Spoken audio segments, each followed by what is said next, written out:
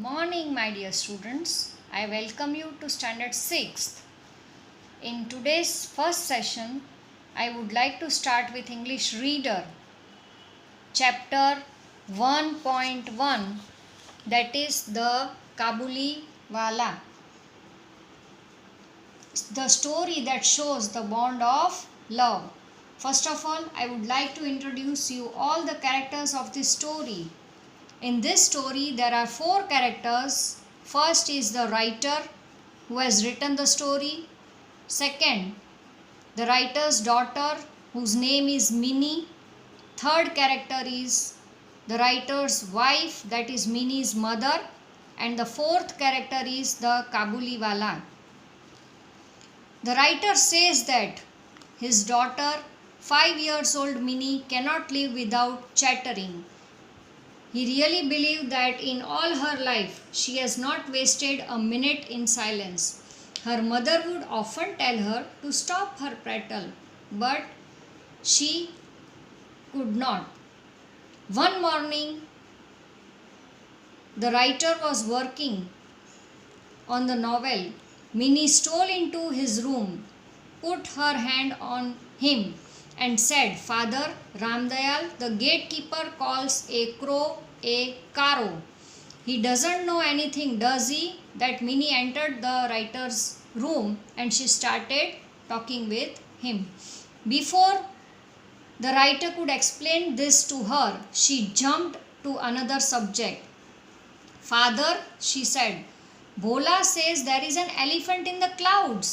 It blows water out of its trunk, and that is why it rains." While he sat thinking of some reply, she put another question. "Father, what relation is mother to you?" Continuously Minnie was going on talking to his father. But then she heard something down in the street. At once she ran to the window, crying, "A Kabuliwala, Kabuliwala." Sure enough, in the street below was a Kabuliwala passing slowly along. He wore the loose clothing of his people with a big turban. There was a bag on his back, and in his hand he carried boxes of grapes. The Kabuliwala was selling grapes. You can see the picture, how he looks. He is having a bag on his back with a turban on his head. You can see the Kabuliwala is going on the street. The Kabuliwala turned and looked up at the child. Overcome by terror, Minnie fled to her mother for protection. She had a blind belief that inside the big man's bag there were 2 or 3 other children like herself. She felt that Kabuliwala is going to kidnap her. She felt that the Kabuliwala is carrying 2 more kids in his bag. So she was frightened and she ran to her mother for the protection. She had a blind belief that inside the big man's bag there were 2 or 3 other children like herself. But meanwhile the peddler came in and greeted me with a smile. The writer made some small purchases. Then he had a little conversation with him about his country. The writer started conversation with the Kabuliwala. As he was about to leave, he asked, "Where is the little girl, sir?"